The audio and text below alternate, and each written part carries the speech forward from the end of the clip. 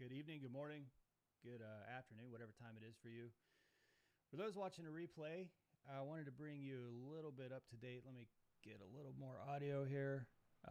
Kryptman is going to join me here in just a second, but we are in the midst right now of our whitelist event. So today is Saturday, June 9th, as of the time of recording this. And exciting stuff. I mean, really exciting stuff in a time that is not really that exciting for crypto. But we just want to jump on here. We're testing out some things with a new channel, new studio, new setup. And Jenna's telling me I've got no audio. So let me jump over to Kryptman. Are you there? Do you have audio? I can hear you. You were a little bit quiet for me, and I had to turn you up, but Okay. I could hear you, yeah. Let's see if yeah, it's going to be trial and error for a while. Let me give this a lot of juice.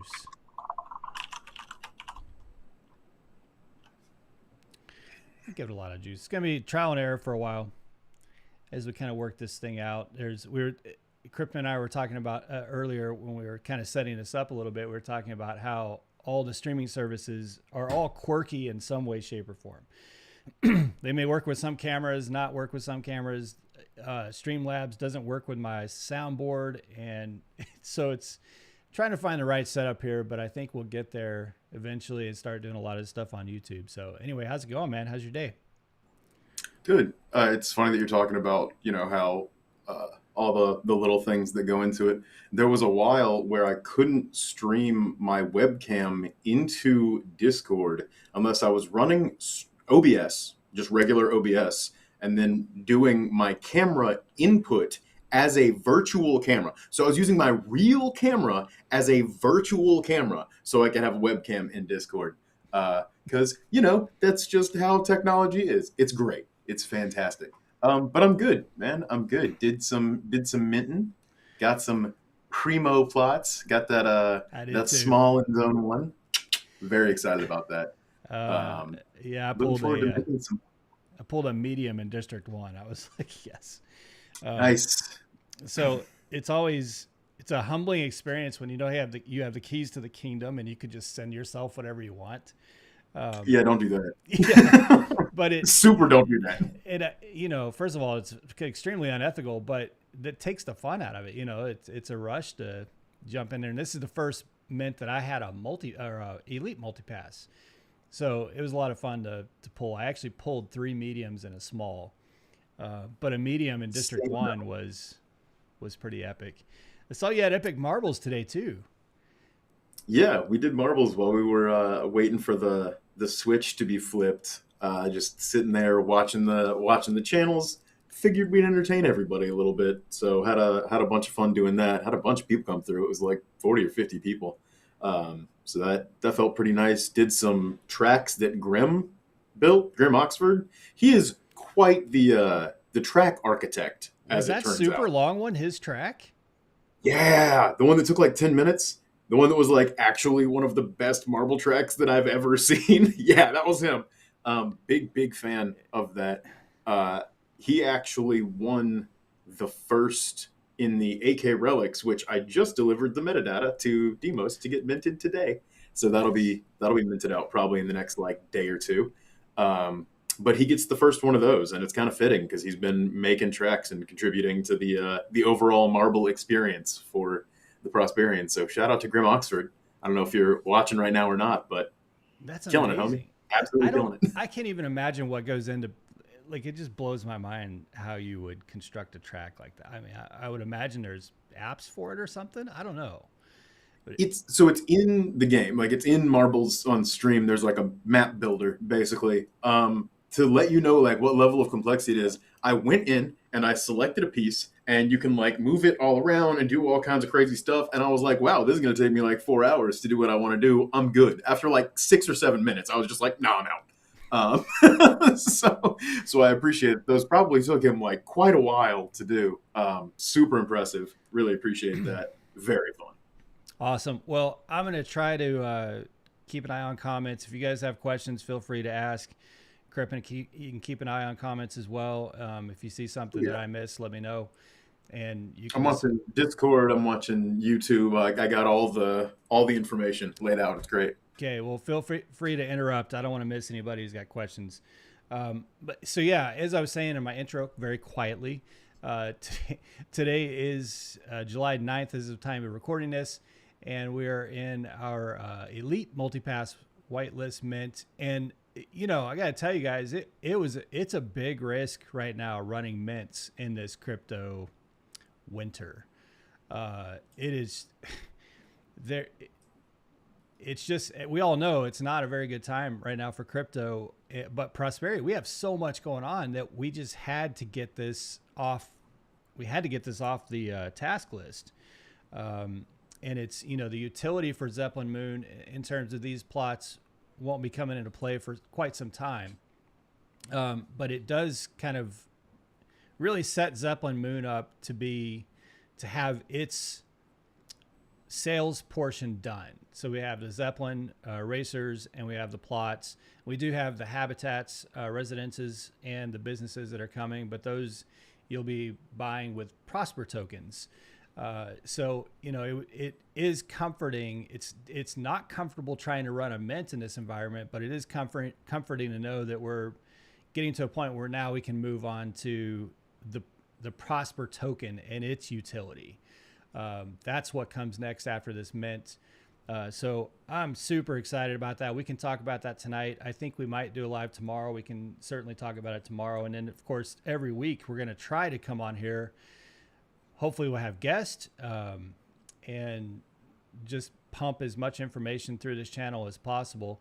But I just wanted to say real quick before we kind of get into just chit-chatting about things that we are extremely grateful to our community, to all of you who are just crawling over glass to show support for our vision over the next few years, and really coming in and supporting the project strong, even in these tough times. So we can't thank you enough for that. And you guys mean the world to us. I mean, this community at less than 3,000 members in Discord has been just a powerhouse.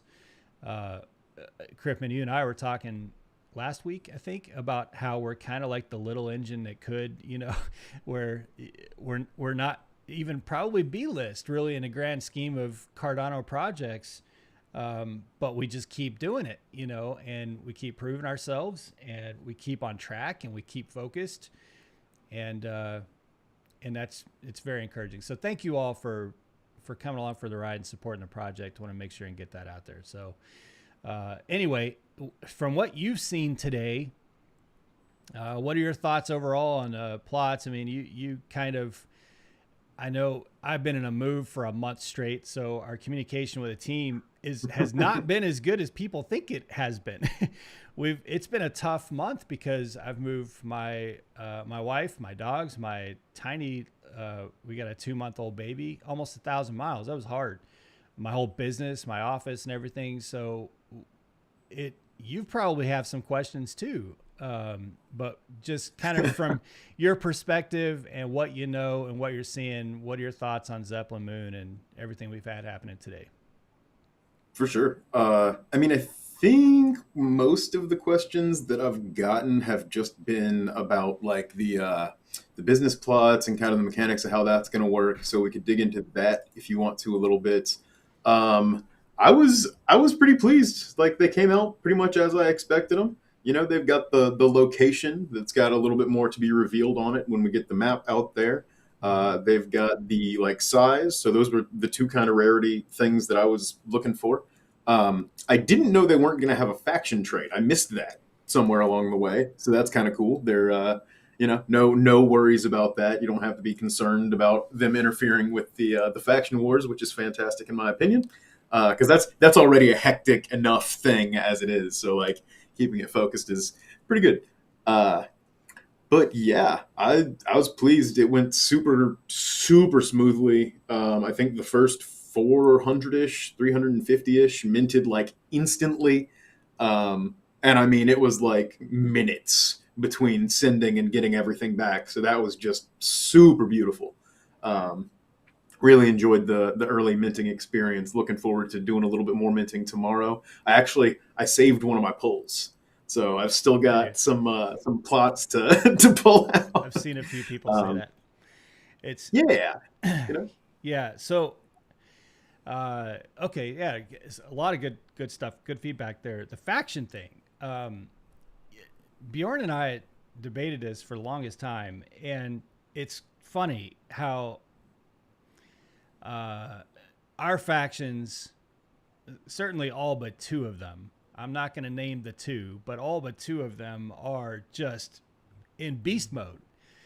And they've got, they have their own Twitter accounts. Some of them have their own servers. They have their own Telegram apps. They've got their own communication infrastructure, and it's working really well for Zeppers, and I think it'll work really well for our characters here in a couple months, because those have so much lore that's attached to faction.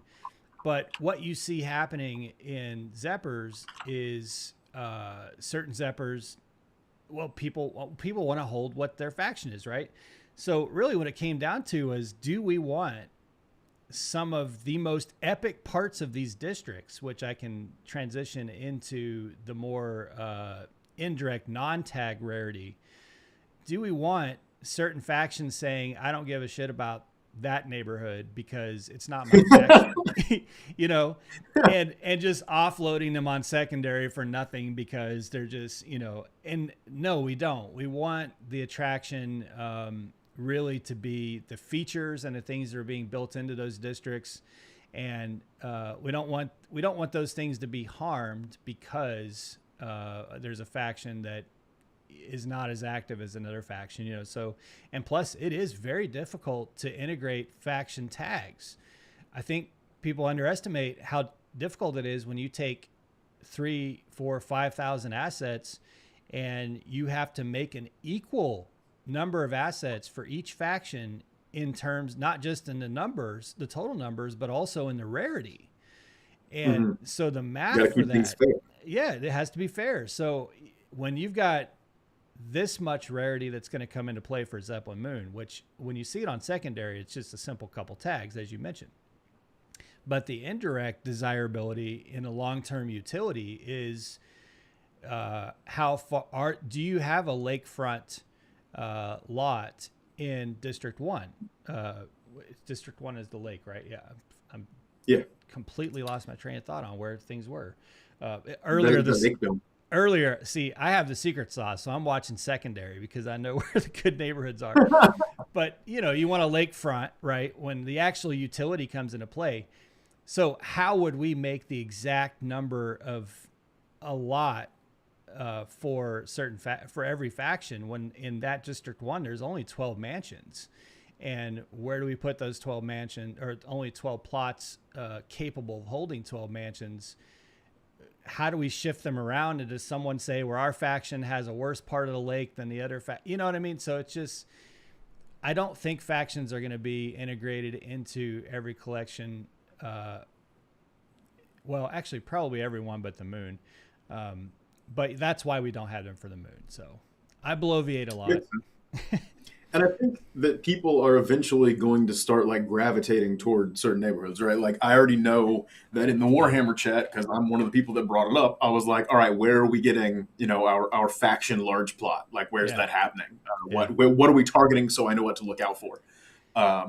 So that was kind of a conversation that was had, and I'm sure that's going to happen. Like there are going to be people who kind of gravitate towards certain areas, and I'm super interested to see how that plays out. I'm also interested to see how the economic activity surrounding the like landmarks and things will affect, like Prosper Hub valuations and things. Like if there's a particular company that is represented by an asset in Prosper Hub and it's on Zeppelin Moon in one of those spots that's, hustling and bustling, like how does that affect everything? And I'm really interested to see how all those numbers and things are going to play out. I don't think people realize how like deep the connection on the back end of things is yet.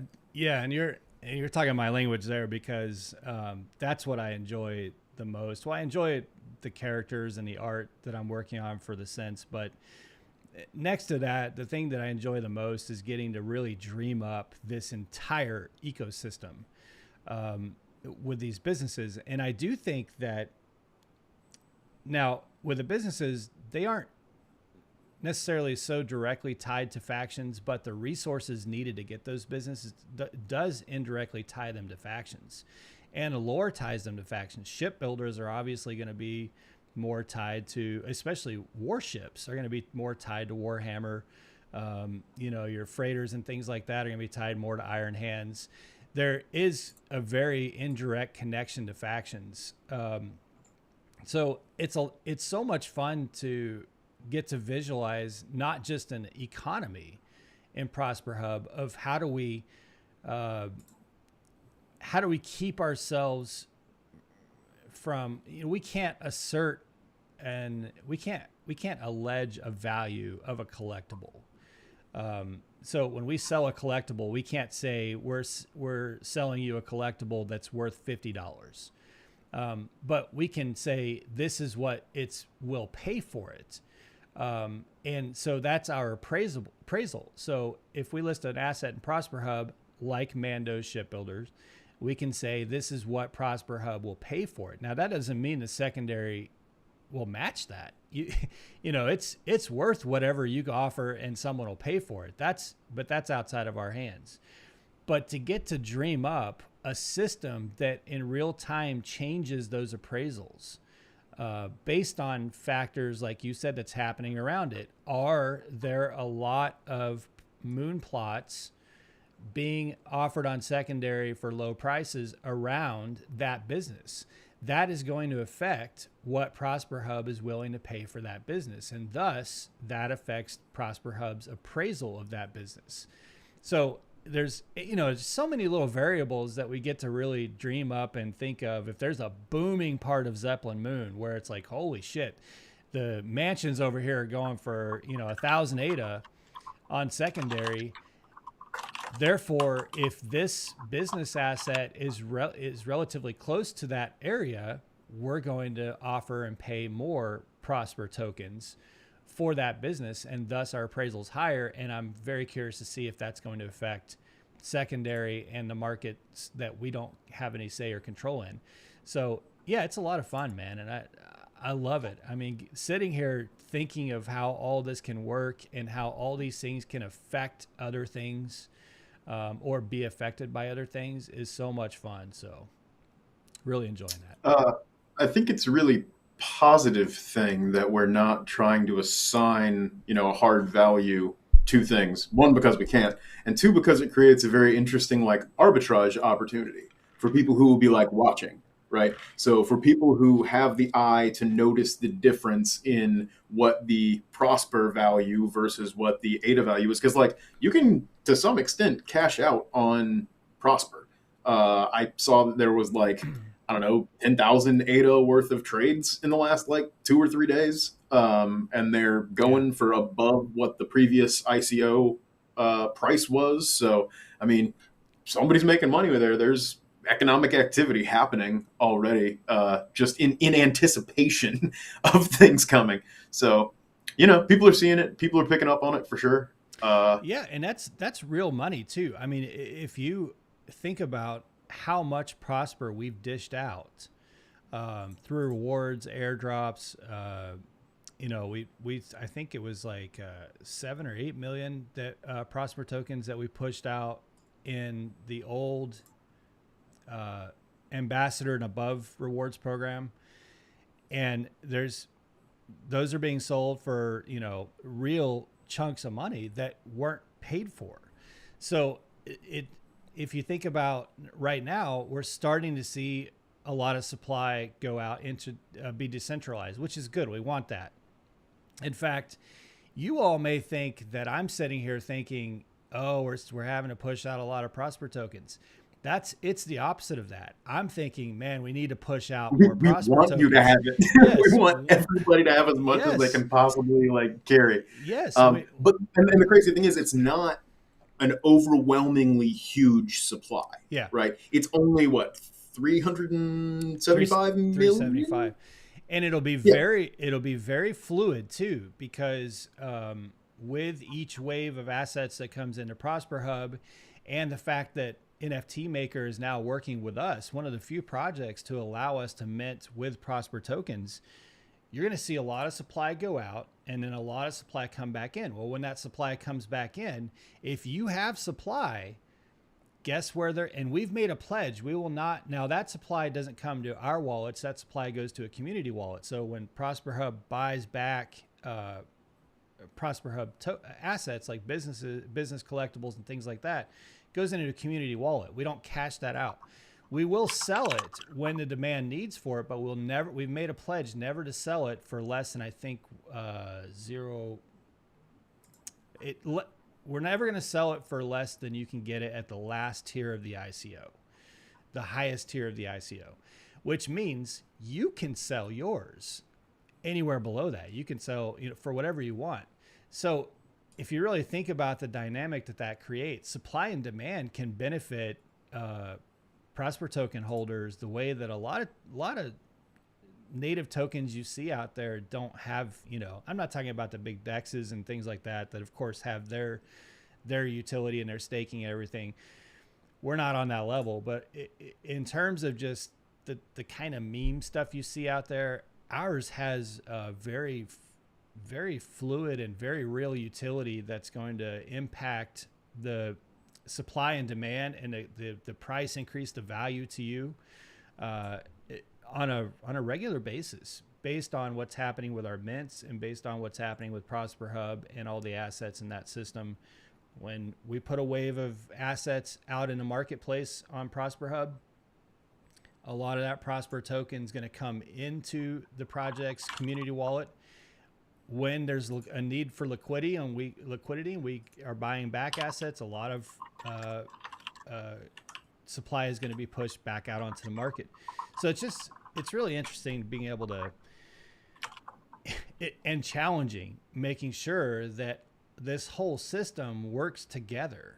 You have to, everything that we think of, every little variable, we have to then consider other variables and what kind of impact are those going to have on the one we just created. So it's very challenging, but it's a lot of fun. Curly says, and I just keep giving it away, but that's the point, man. We want it out there in the ecosystem. If you're talking about me giving away my personal supply, yes, I also give out Prosper out of my personal supply because I have no desire to sell it. I would much rather reinvest it in the community and, sort of instill value that way. Because that's not what any of us on the team are about. Like, not a single one of us looked at what we were given early or what we are buying and said, oh man, I'm going to make so much when Prosper goes up. Like, that's not where it's at. Yeah. And I think that's made evident by the way that we handled the community raising concerns about us having that, in that we just sent it all back in. Like, not a single one of us was like, no, that's a problem. We all sent it back in. So, I mean, if that doesn't show you kind of where our head is at in this, I don't know what will. Yeah, it's so true. I mean, I don't, the only Prosper tokens that I have are Prosper tokens that I've bought personally. I'm not included in the team distribution, but you're right. In full transparency, we never hit it. Kryptman has claimed to 5 million tokens as part of the project team, and he did. The team sent all. We initially had pushed those 5 million out. They sent them all back to the wallet. It wasn't even like a week-long debate. This is a matter of minutes of, oh yeah, no problem, send them right back. So it's I think you're right. Most people do view it that way, and most people are buying it for the utility. And so we're putting enormous energy, the most energy into right now into that utility and Prosper Hub and the whole market, the whole ecosystem for it. Super fun. Let's see. I'm a big OSS guy. Got some plots on secondary OSS. Yeah. I was just talking with them in DM today, and that's an interesting district. It's shrouded in mystery. And got that deep lore. And if you recall, guys, we went to war with an unknown species in 3201. I have so much lore in my head right now, but I believe it's 3201. We were attacked by an interstellar. We had an interstellar war for I think 10 years.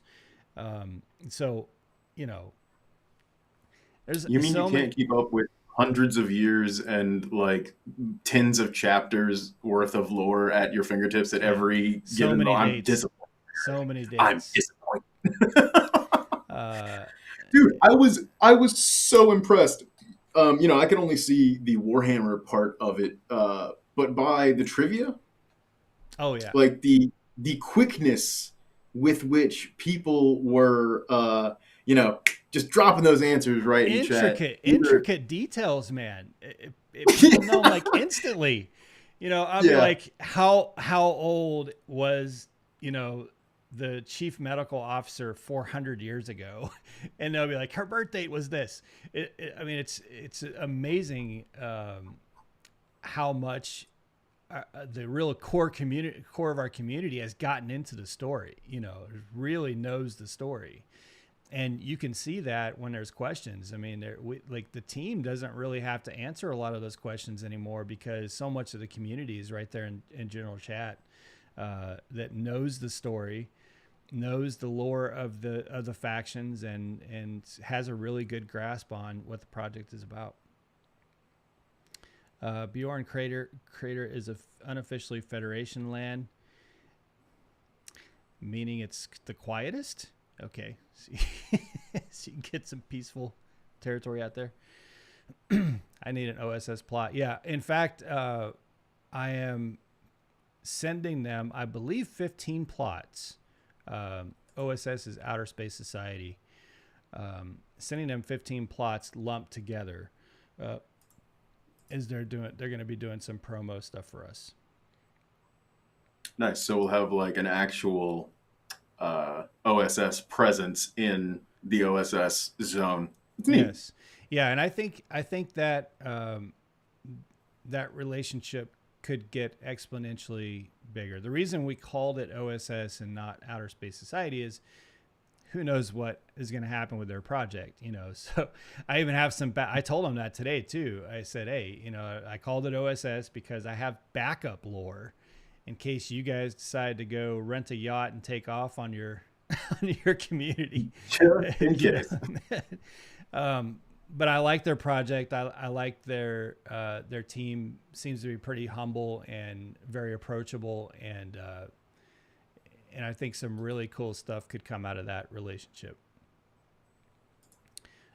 Crypto Chaman got 2 plots on Moonrock Biodome, 1 plot on the Raceway, and 1 on Supernova Nova Mile. Raceway is going to be interesting. It's so the Raceway is a gigantic. Do I have a? No, I don't have a picture of that. A gigantic tube, kind of. It's flat on the bottom, but it's got a big glass dome.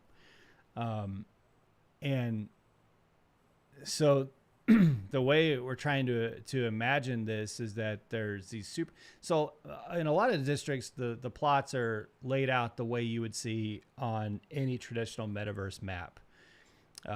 We have structures that are all indoor, and there's kind of like tubes and underground highways that go between those structures. And then there's plots, and it's interesting because you can't just walk out on a front lawn and water your lawn like you can in most metaverses. So you really have to think of that in terms of how everything's interconnected. Fortunately for us, because you would have to walk in a pressurized, somewhat enclosed sidewalk or method of foot transport between residences. It also doesn't work any different to put those underground. So more on that later. But with the Raceway, we're trying to work on 2 areas that are round structures that hold residential plots that the Raceway actually goes inside of and through those structures. So it'd be really cool. So that's what I was saying the other, I think it was today in Discord, that with the long-term vision and some of the things we're trying to think up of how to make this work in utility in the future, you would want a plot that's in one of those structures. I mean, it's epic. You get to go out, see your neighbors in a hallway and look through glass and see the racetrack. But you don't know where those plots are. And that's why you have to be really careful with secondary. And that's why I got a sniper rifle watching secondary right now, because people are, selling plots for pretty cheap that they know nothing about. No idea where those plots are, in the grand scheme of things. Held them for 15 seconds and then was like, yeah, I want to sell this under mint price. I can get something better. And then you go met something that's like, irrelevant and way out there when you probably had something very good. But anyway, it's the nature of the game.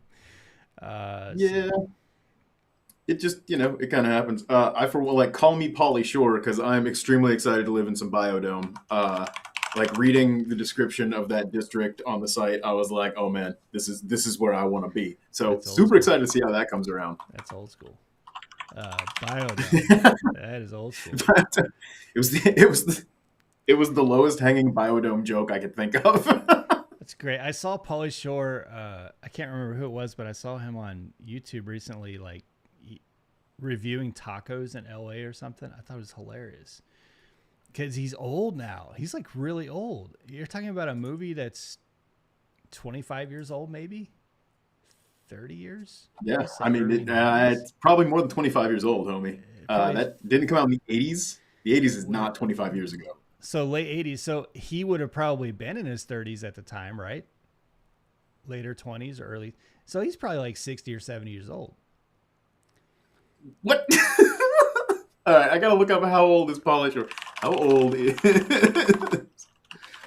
Pauly Shore? Because we had him like all over the map right now. Let's see. Pauly Shore was born in 1968. Oh my God. So yeah. Wow. Oh man. Anyhow, a little trip down that avenue. Yeah. Lando, that's why I'm just going to hold until at least the map comes out. Yeah, you'll probably get a rarity chart before. Well, you'll get a map that is not yet interactive, and you'll get a rarity chart first, a map second that'll give you a view of the districts and kind of where some of the numbers are in those districts, and then an interactive map. So I've got this guy coding this thing for us. It's not your traditional what's called the coordinates, left, right, up, down, latitude, longitude. Yeah, not your typical, so it works a little bit different, but it'd be really cool. But I think it's a good idea to hold. Also, I crack jokes about degens flipping below floor. I don't have no problem with it. You guys do what you want. I've done what I've done it all. I've degened all the way, man. we all do what we have to. I understand. We all do. You do your thing, man. And I don't think any of us take it like personally. Yeah, not at all. Because we've all been there. It's like, all right, I want to try and get back, even 50% toward my next roll, whatever. Yeah. I get it. I've also done that.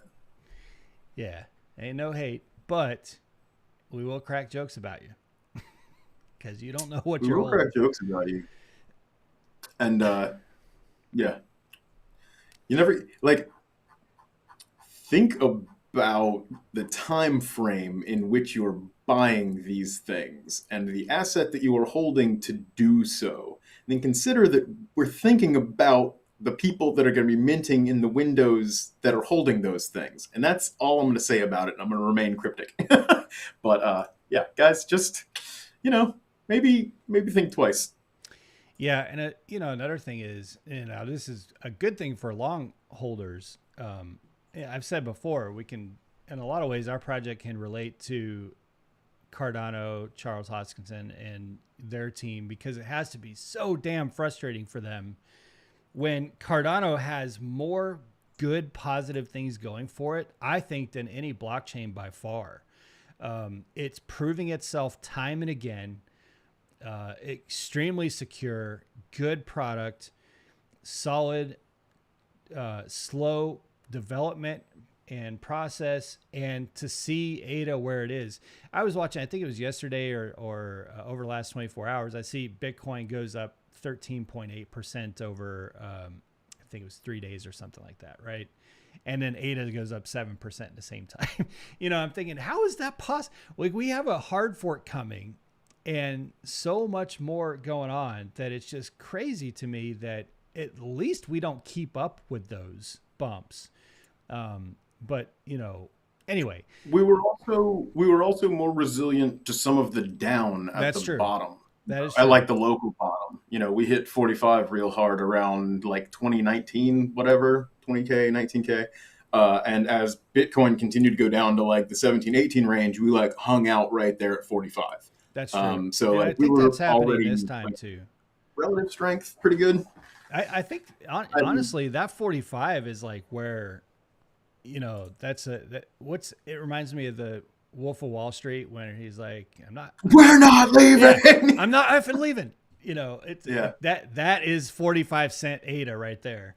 There's a crazy amount of support there.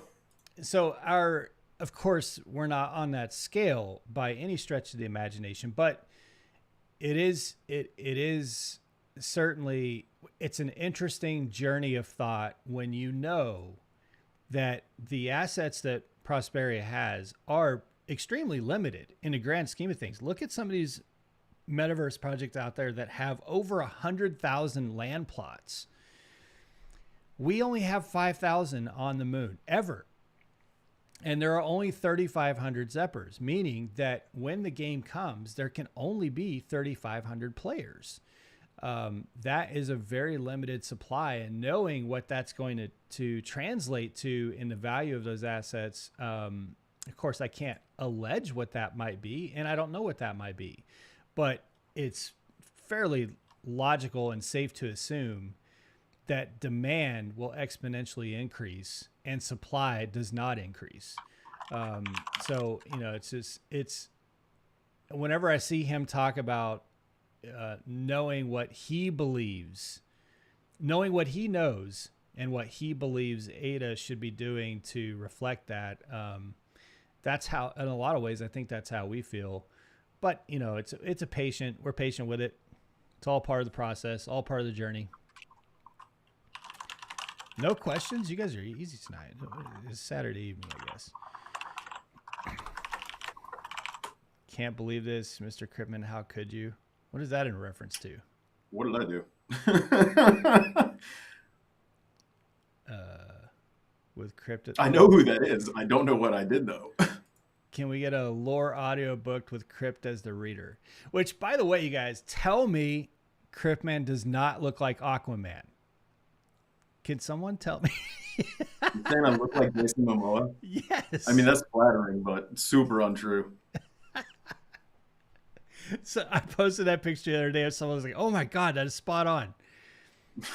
No, they have not seen me in real life. I'm like half a Momoa. It's funny. GFX, if you mint a small, medium, or large plot under Elite Multipass, even by a secondary, what determines which plot the business could sit on? I gather this is all their business. They're pretty obvious, and no one has one yet. So yeah, there's 4 types of plots in that policy ID. 200 of them are not in the project in NFT makers, so you cannot mint them. Those 200 are first set aside for every Elite wallet that mints, which I believe is like 75% of them now, or maybe higher. So actually, can I get a little bit of clarity on that? So to get your business plot, you have to have an Elite and have minted during the Elite window, correct? Yes. Okay. Yeah. Does that Elite pass then have to sit in that wallet, or is the business plot going to the wallet that minted with the pass during the window? It's dropping to the whitelisted wallet address. So when we took this, so after you mint, you can do whatever you want with that multipass, because we have the snapshot file of the of the wallets, and those are going to correspond. Obviously, you can't mint it without that address, so they'll correspond with the assets that were minted. I know there will be at least 9 that we're going to put in public, because there were only 191 that were properly whitelisted, meaning the other 9 were either 2 in a wallet or they were listed on secondary. So I think Deimos calls those, he's got a harsh word for those. I'm sure he does. He has a harsh word for most things. See this? Here it is. Violations. That's what he calls There you go. Violations. Yeah. Yep. Which I'm like, what is this tab violations? So there were 9 violations in the elites. So we'll put those 9 business plots in the public mint, which will make that a little more exciting. I would imagine there'll probably be a couple more. I think usually we have a couple wallets that don't mint in the elite batch, which is crazy to me because elites have always held a floor at like 700 or higher. I don't know why you would hold an asset like that's a whitelist asset and not use it, but whatever. Different stories for different folks. Yeah, what can you do? Are the business plots all the same size? Only difference is position on the map. Yes, they are all the same size, and they're all in District 8, all along the Supernova Mile. It's almost like there's going to be a bunch of crazy economic activity happening in the Supernova Mile, and those plots near that everyone is throwing on the secondary market for basically free. I said that the other day. I was like, look, I realized. Dude, I screenshotted it and I posted it in chat today, and I was like, maybe, guys. I don't know. There's a reason. There's a reason that we put the 200 in District 8. It's the district with the most plots, but that really changes the dynamic. You know, that's where most of the economic activity is going to occur in District 8, and that's where most of the plots are. But if you're in and around the actual mile, that main district, you know, it could have profound impact on what your plot looks like in demand. I have to read this comment. Momoa is like 3 times taller than Crypt. So that's your differentiator. Okay. Yeah. Oh yeah, for sure. See, I'm like 5.5 feet tall, homie. Like, what do you want from me? I can see you with a man, I'm at a loss for words. The scepter? Yeah. I could see you with a scepter.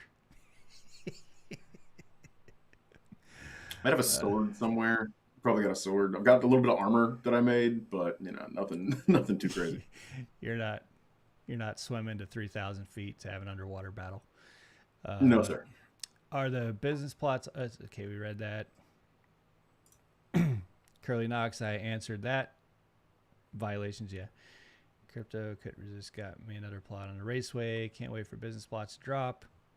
What's an attractive feature about Bjorn's hole? Okay, so we're going to talk about Bjorn's hole while he's asleep. I don't think that's fair to him, but we're going to do it. Yeah, Bjorn's crater is so it's actually just really cool ecological features. So if any of you have lived out west in been out west in the United States, and there's probably other places in the world that are similar to this, but I'm from Nevada originally. And in Nevada, you have these mountain ranges that just jut up out of nowhere. And, you know, if you're at the base of one of these mountain ranges, it's insane of how quickly the elevation rises and you get just incredible vistas. And that's kind of a big feature there. And also its infrastructure is really cool looking. It'll come out in the next week or two, but Bjorn's crater is just more of a really cool suburbia type area with a lot of ecological features. I Sniped feel it. like I could see the like zone like kind of up around the rim of it and like Yeah, inside the cliffs and stuff. I want to know what's down in the center of it. Where is the PBC? Where is the Prosperian Broadcasting Center? I gotta know. that's a good question. We should put that in Bjorn's crater. That'd be a perfect place for it. Because there Jam is this Communication big. Center right up in Bjorn's crater. I've been building sort of this circular structure that's like a city of infrastructure in the middle of the crater. So we could certainly try and build the broadcasting center right in the center of that. Alpha being thrown at us, going to keep an eye on those District 8 plots. He might be shorter, but he is surely higher. True. Actually, I don't know. I've heard that Jason Momoa is like friendly to that kind of lifestyle. I could Um, totally see him so smoking, yeah.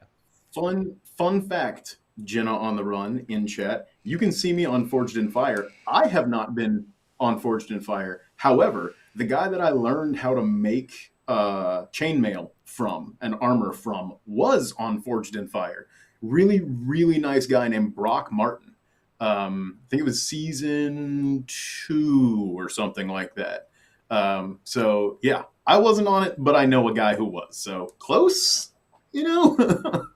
That's awesome. She and I sometimes we when we go to bed, there's laying there both on our phones. We let Forged and Fire play on the TV. No, it's such a good show. It's so interesting. Yeah, what they make out of what they make it out of is incredible. Yeah. Nita Grimm class ship, nice. Just because of Elite Dangerous.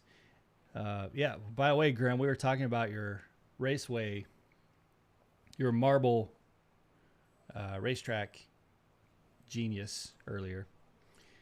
Yeah, I gave you a solid shout out for the creation of those and also for having won the first AK Relic, which should be available soon-ish. Let's see. Sniped a medium D6 for 83. So in District 6, you have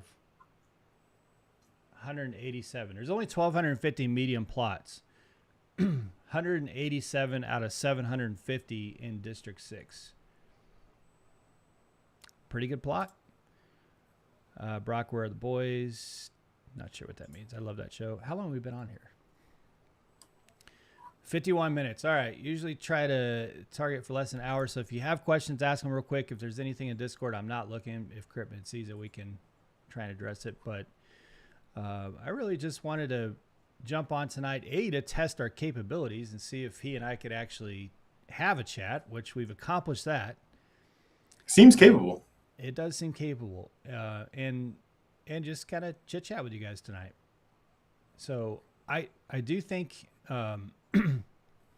we may do one tomorrow. Although, do you do Twitter streams or Twitter?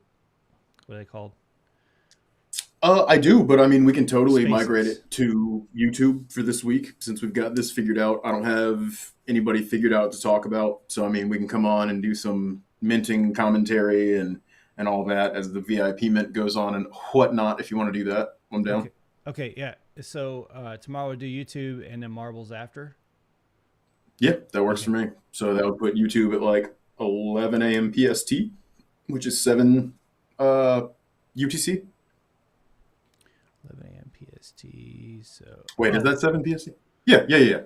Well, 1 So, o'clock like, would be the start of the mint. 1 o'clock Central. yeah, totally. You just drop the address and then we go live. Easy. Perfect. Okay. There you go. So if you're watching this, if you watch the replay before VIP day, then go mint and then come join us on YouTube. I'll put the information up tomorrow morning and make sure everybody knows that we're going to do YouTube and then go to Marbles. So see, appreciate the live feed. Thanks for answering the questions. No problem, GFX. By the way, GFX, amazing stuff you're pumping out, man.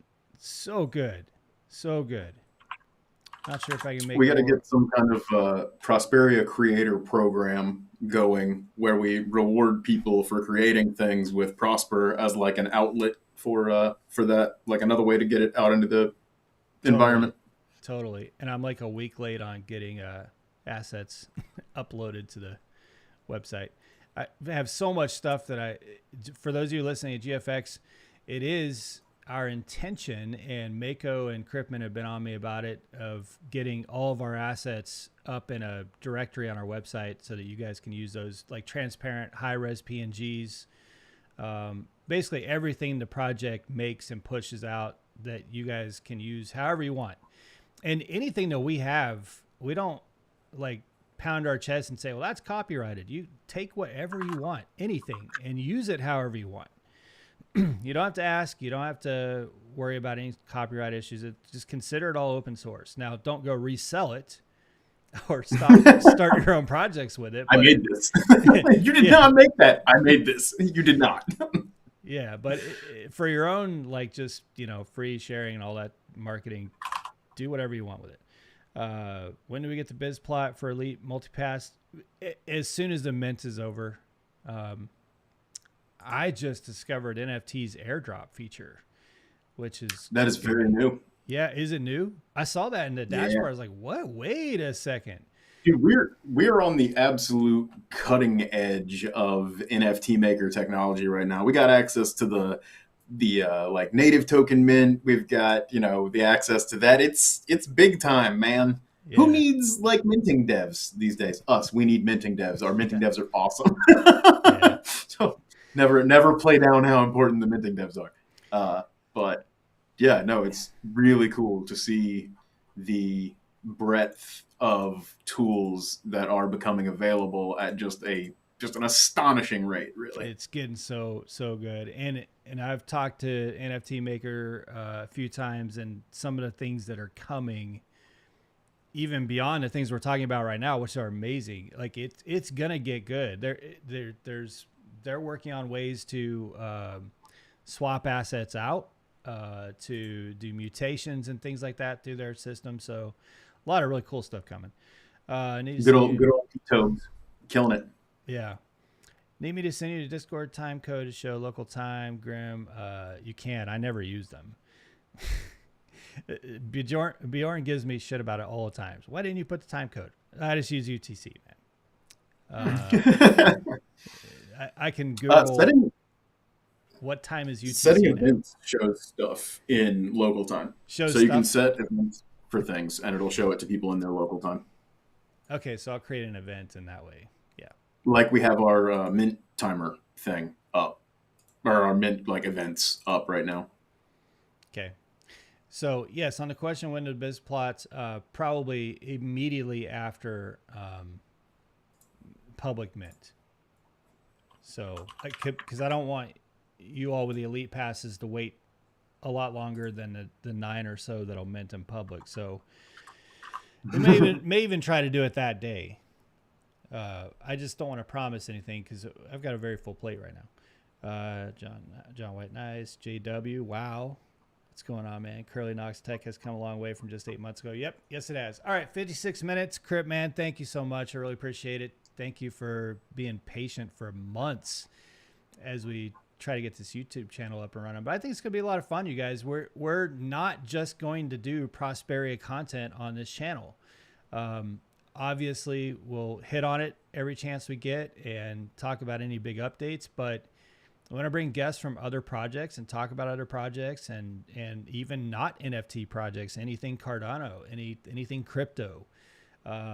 That's what our Discord server has always been about, and that's what we want this channel to be about. So definitely watch for the weekly videos, as I think they'll get better and better, and it'll be a lot of fun. So anything else you want to add? Yeah.